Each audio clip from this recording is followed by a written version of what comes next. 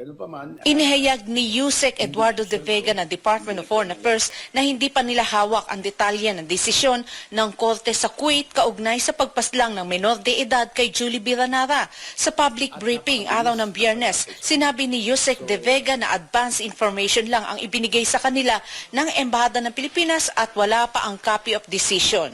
Tapos hinihintay natin yung kopya ng final decision. Hinihintay natin yung report ng Embahada. Kasi meron pa dyan dapat yung financial damages. Well, hindi pa natin alam, no?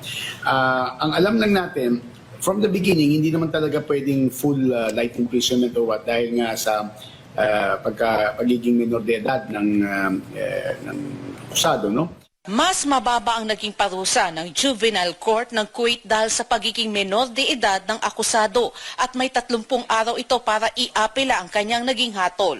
Ayon din kay De Vega, siya mismo ang opisyal na nagparating sa naiwang pamilya ni Ranara sa naging desisyon ng korte. Aminado din na opisyal sa umpisa parang hindi sapat ang hustisya sa ina ni Julie B ang naging desisyon ng korte. Pero nang ipinaliwanag ito sa pamilya na hindi na absuelto ang kaso kahit menor de edad ang akusado at agad namang umaksyon ng Kuwaiti government, ay nagpapasalamat pa rin ang mga pamilya ni Ranara.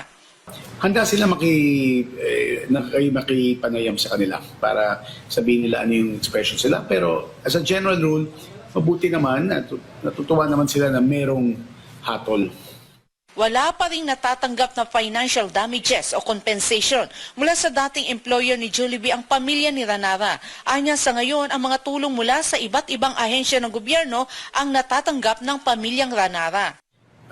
Iniintay natin yung decision kasi dapat mayroong yung damages, dapat mayroon yung yung hatol, yung decision.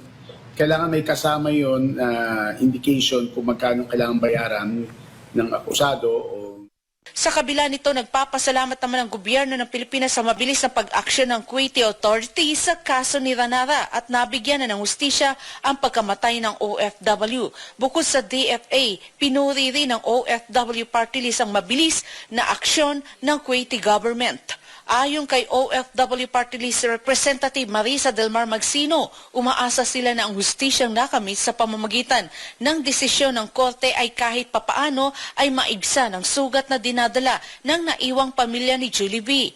Kailangan din anya mga pangunahing reforma sa pamamagitan ng mas matibay na mga bilateral na kasunduan na dapat isali sa mga kontrata, isang sistema para sa pagliligtas sa mga manggagawang nasa kagipitan at pag-iimbestiga sa mga pang-aabuso at pagkamatay ng mga manggagawang Pilipino abroad. Welcome naman para kay Kabayan Party List Congressman Ron Salo ang paghatol sa pumaslang kay Julie B. Pinuri niya rin ang Kuwaiti courts sa kanilang pangako sa pagtataguyod ng tuntunin ng batas at pagtiyak na mananaig ang hustisya. At the same time, umasa rin po tayo na magiging done po ito para ma-dissuade yung mga ibang employers ng mga kapwa-kababayan po natin na hindi nila pwedeng i-take for granted ang ating mga kababayan sapagkat tao rin po sila na mayroon po silang buhay, mayroon pong hustisya na mag-aantay kung ano man po yung gagawin po nilang pang-abuso sa mga kababayan po natin. Sa isang Twitter post ni Pangulong Ferdinand Marcos Jr. ay pinuri niya rin ang Philippine Embassy sa Kuwait, Department of Migrant Workers at Kuwaiti government sa patuloy na pagpupursigi para makamit ang hustisya sa pagkamatay ni Julie B. Ranara.